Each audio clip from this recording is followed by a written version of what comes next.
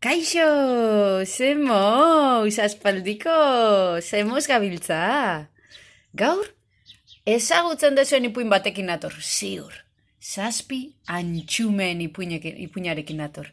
Tareix Alonso eta Teresa Limaren ipuinarekin, gaurkoan. Bai? Bazen behin, hauntzama, bere 7 antxumekin basoaren erdian bizi zen. Han inguruan. Zebilen otzo bat baita ere, eta matxok beti esate zen. Kontuz otzoarekin, neri kasu egin, Baina egun batean, hauntz amak esan zien bere 7 antxumei.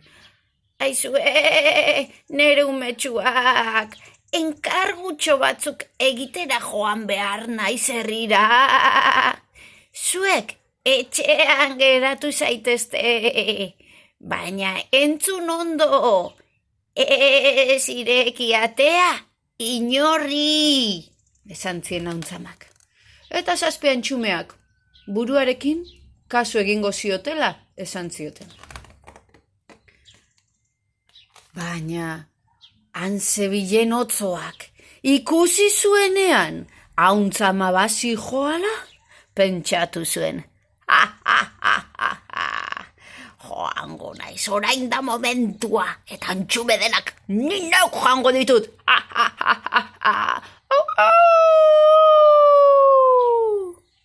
Eta atea jo zuen. Pom, pom, pom! Antxumeak, zabalezazue atea! Zuen amatxo naiz! Esan zuen otzoak. Eta antxumeak esan zioten. Ez!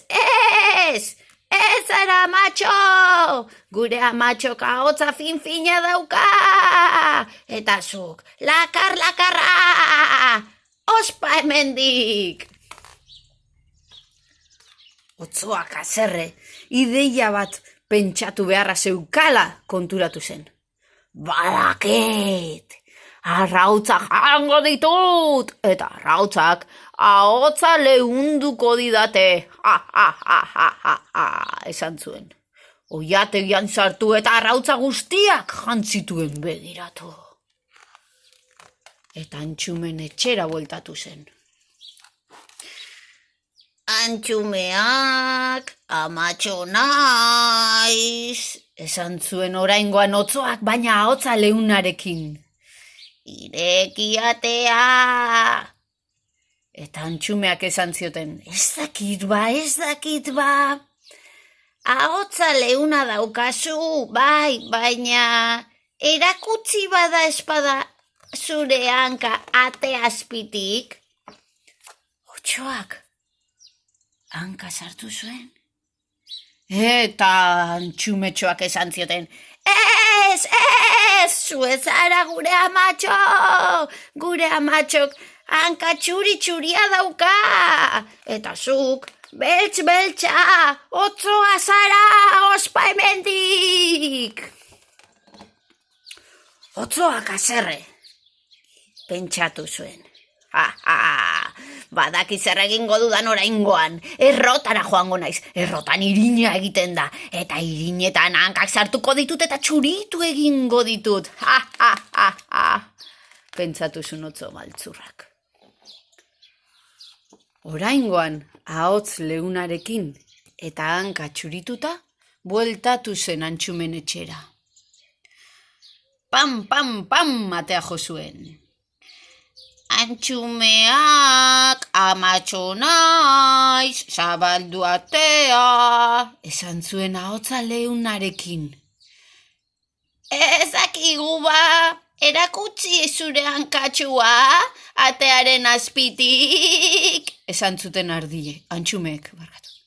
Eta eskua sartu zuenen, txuri-txuria daukazu, amatxo izango zara, pentsatu zuten, eta antxumek atea zabaldu zioten.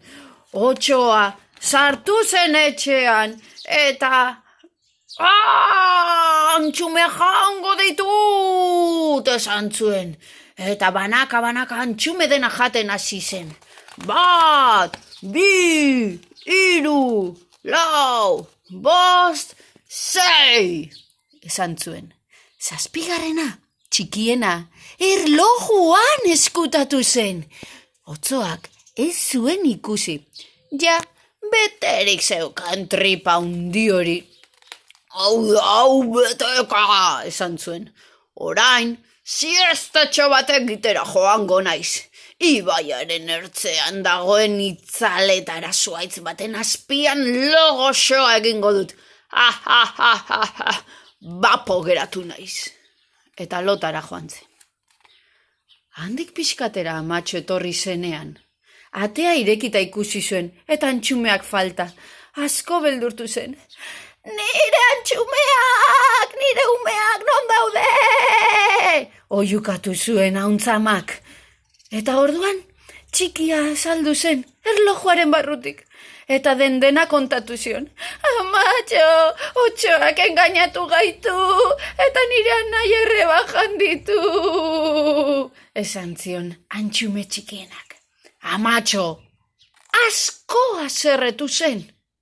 Eta guraizak, orratza eta ari hartu, eta otsoaren bila abiatu ziren.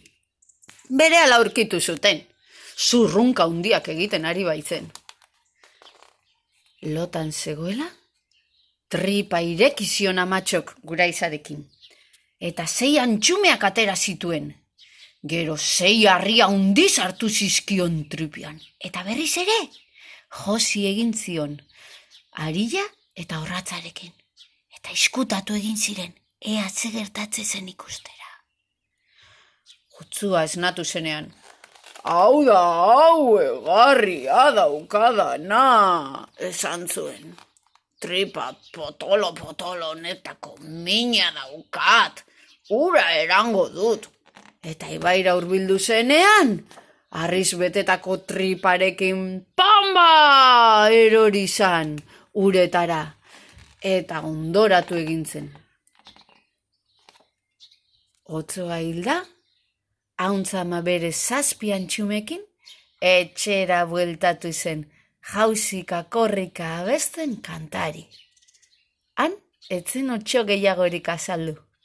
Eta 7 antxumeak eta hauntzama, posik bizi izan ziren betirako. Eta hala bazan, edo ez bazan, zar dadila kalabazan, eta atera dadila, Zumaiako plazan. Ondo pasa.